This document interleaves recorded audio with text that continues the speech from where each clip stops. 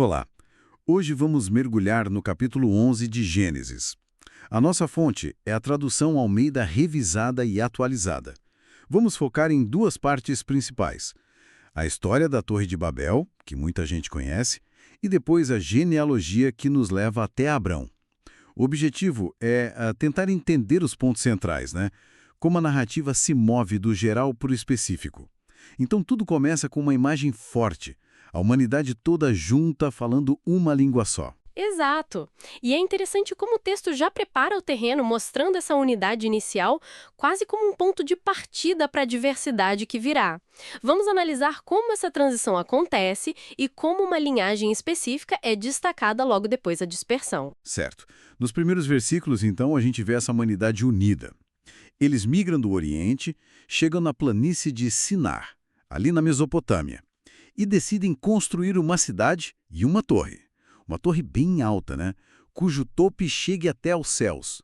Usam tijolos, betume. Sim, materiais da época e da região. E a motivação é dupla, como o texto deixa claro.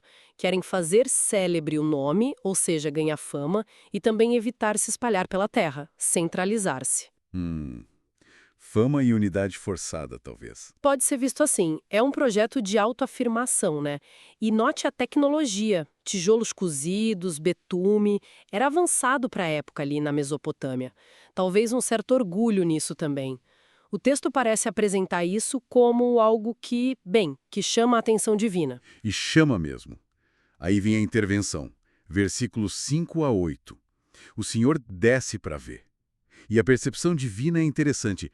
Agora não haverá restrição para tudo que intentam fazer. Tipo, o potencial humano unido é ilimitado. Exato! E a solução divina descrita é confundir a língua, para que não se entendam mais. O que, claro, para a construção. E força exatamente o que eles não queriam, a dispersão. E daí vem o nome Babel, né? O versículo 9 liga diretamente à confusão. O verbo hebraico balal é confundir. Ah, faz todo sentido. Pois é. Se a gente olha para o quadro geral, esse evento é apresentado como a origem mítica da diversidade de línguas, de povos, uma intervenção que frustra o projeto humano de centralização e, na verdade, impõe a dispersão. É uma virada na história, segundo Gênesis. É impressionante. E logo depois disso, dessa cena de dispersão global, a narrativa faz um zoom Exatamente. É uma mudança de escala notável. de toda a humanidade espalhada. De repente, o foco vai para uma linhagem, uma família, como se a câmera fechasse num close-up. Perfeito. Saímos do palco mundial e entramos numa árvore genealógica bem específica, a dos descendentes de Sem, filho de Noé. Aí os versículos 10 a 26 listam essa descendência. Começa com Sem, que gera Arfaxade 2 anos depois do dilúvio. Depois vem Salá, Éber, talvez daí venha Hebreu, Peleg, Reu, Serug, Naor, até Tera. Isso. E Tera é a figura-chave aqui, pai de Abrão, Naor e Harã. E as idades mencionadas ainda são bem longas, né? Embora menores que antes do dilúvio. Sim, ainda são idades patriarcais, digamos. Mas essa genealogia não é só uma lista, ela funciona como ponte. Conecta a dispersão de Babel com a história que vai começar.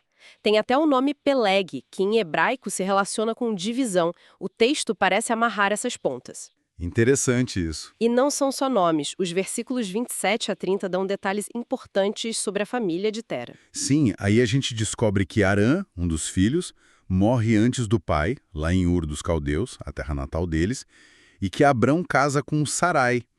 E o texto faz questão de dizer já aqui que ela era estéril.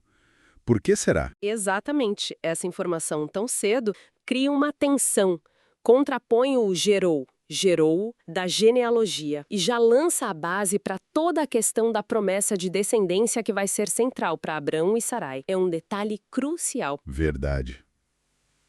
E também diz que Naor casa com Milca, a sobrinha, filha de Arã. Sim, mostrando casamentos dentro do clã, algo comum na época. São detalhes que preparam o terreno. E para fechar o capítulo, uma migração.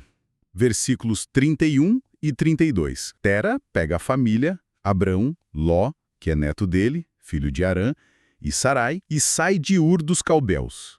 O destino: Canaã. Só que eles não chegam lá, né? Não. Param no meio do caminho, numa cidade chamada Harã, mais ao norte. E ali Tera morre, com 205 anos. Essa jornada interrompida é muito significativa. Deixa Abrão numa espécie de limbo geográfico e existencial. Fora de Ur, mas ainda não em Canaã. Prepare o cenário para o chamado divino que vem logo depois, no capítulo 12. Ah, entendi. A saída de Ur foi iniciada pelo pai, mas é Abrão que terá que retomar a jornada. Exatamente. A parada em Harã é onde a liderança passa para Abrão, de certa forma. Então, para resumir, Gênesis 11 nos dá a narrativa de Babel, explicando a diversidade e a dispersão como resultado do orgulho humano freado por Deus.